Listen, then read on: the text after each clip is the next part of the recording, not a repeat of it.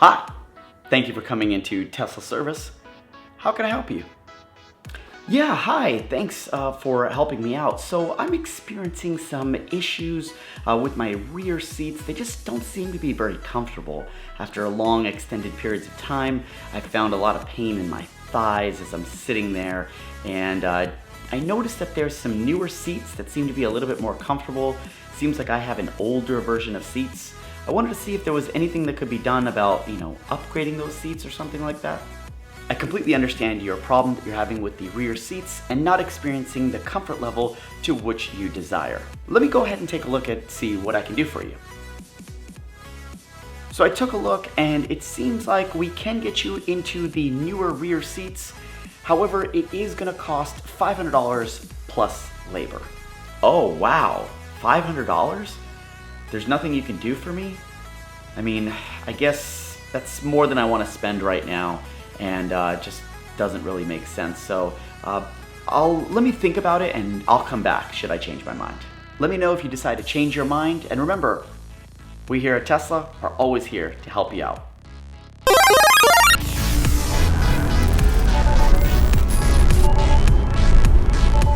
What you just saw was just a reenactment. Now, if you remember a couple months ago, I featured a video where I actually had two different front seats. That's because I had a squeak in my driver's seat. And what Tesla decided to do was to swap out the entire seat. And in doing so, I ended up with a V2 seat. Now, many of you have bought after they decided to switch the seats. If you were VIN 24K and under, you probably have Gen 1 seats. But any VIN since that, which was last year, probably June. So if you bought your car in last year, you most probably have Gen 2 seat. And so what ended up happening was I ended up with a Gen 2 driver's seat and a Gen 1 passenger seat. Upon calling Tesla and explaining to them what happened, they decided to change the passenger seat to match the driver's seat to a Gen 2. So that recently was completed, and I now have Gen 2 driver and passenger seats. And they're great. They feel amazing. I'm super happy with them.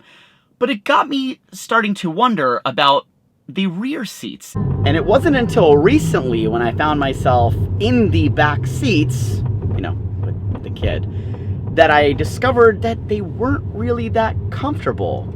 Version 1 seats, the benefit of folding it down, which I actually end up never using, is outweighed by the comfort of the few times that I'm actually back here, either myself or my wife. And so that's what made me look for a solution. As you can see here on the rear seats, my thigh, there's a pretty decent gap, which causes a lot of strain down here and makes it a little uncomfortable.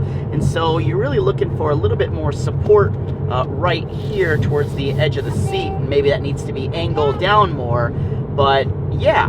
In any case, once I started experiencing the discomfort in the rear seat, I decided to ping Tesla and see if there was anything that could be done about the rear seats, in which I slowly learned that I could in fact buy Gen 2 rear seats, but it was going to cost $500 plus labor.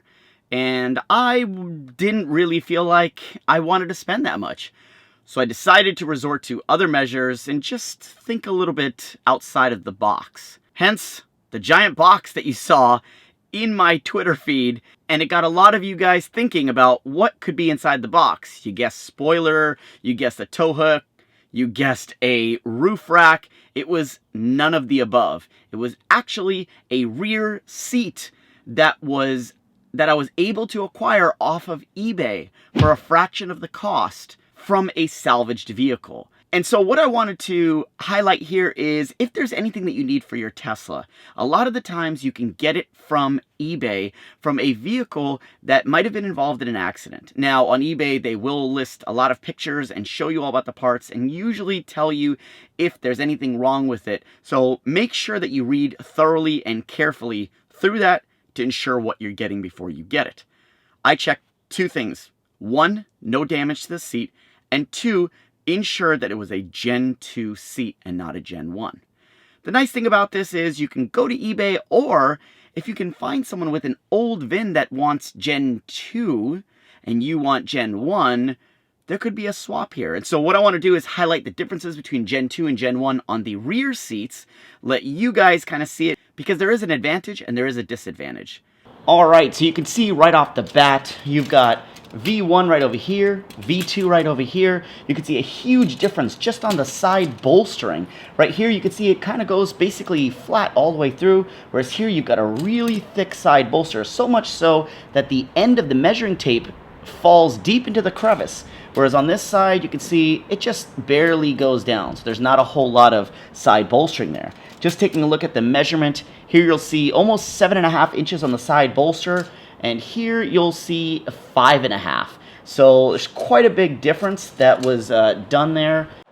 As you look down the seat, you'll see that the seat is also thicker. It's coming up higher than V1, as you can see down here, and that just shows you just how much more thicker this seat and more comfortable the seat's going to be over the seat. Remember, I complained about the thigh area and the support. Well, you can see that this comes up higher, and so it's going to support my thigh better when installed for V2. And hence the reason why to change my seats to V2 seats. However, for those of you looking for more of that lay flat, for, moreover to be able to lay this way, as well when you fold your seats down to see how flat it goes, I would highly suggest going V1. So if you have V2, find someone that has V1 and swap with them. And if you're interested about how far the seat comes down, here's to take a look at that. When I put the measuring tape, it looks like it comes to about 15.5 inches. You'll see that that's come up quite a bit. We're at 17.5, almost 18 inches on the incline, and you can see now you have a much greater slope for your seats because of all the padding that's in the V2. Now, as you can see, when I'm sitting in the car, there's about a 6-inch gap underneath my knees. From the floor to the edge of the seat is about 9 inches, maybe 9.5. So that way you can get an understanding of where V1, how high it is, how flat it is. As you can see, it's very flat, and you can see the gap that's underneath my legs. As you can see here, I already feel very nicely supported right here. And let's take a look at, we're almost up 12 inches as far as this comes up. And then as far as, how much gap there is, as far as the gap is concerned, you can see that here we've dropped it at least an inch to a 5-inch gap. And that's kind of 4.5 maybe. If I put my feet back to where they were, we're at about a 4.5-inch gap, which is a far lesser gap than V1. Plus also, I feel the comfort of this, and overall it just feels a lot more cushiony and a lot more support. But of course, I lose the access of being completely flat, as you can see. Now, taking out the rear seats is actually very, very simple. There's 2 clips in the front of the seat. One clip is right under here. Just gonna shift that towards the door, and that's going to make that lift up. The other clip is on the other side. Click that, and both sides lift up. Once they lift up, the seat essentially just pulls right out. You do want to make sure that you disconnect the cables before pulling your seat completely out. All right, hopefully you found that video super helpful. You probably learned at least one of 3 things. 1, you learned how to remove the rear seats of the Tesla Model 3. 2, you learned the difference between Gen 1 and Gen 2 seats.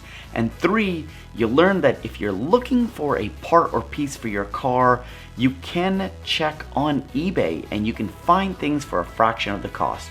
Just remember, make sure you take a look at the pictures, read the description, and make sure it's exactly what you're looking for. If you have any questions, just send a message to the seller. And if you found all that stuff or any of that stuff interesting, hit this video with a thumbs up. If you haven't already subscribed, consider subscribing, and please share this video with a friend. And if you're not already following me on Twitter, please make sure you do. That's actually where I shared the initial picture teaser for this video. Thanks for all the support. I really appreciate it, and I'll catch you guys next time. See ya.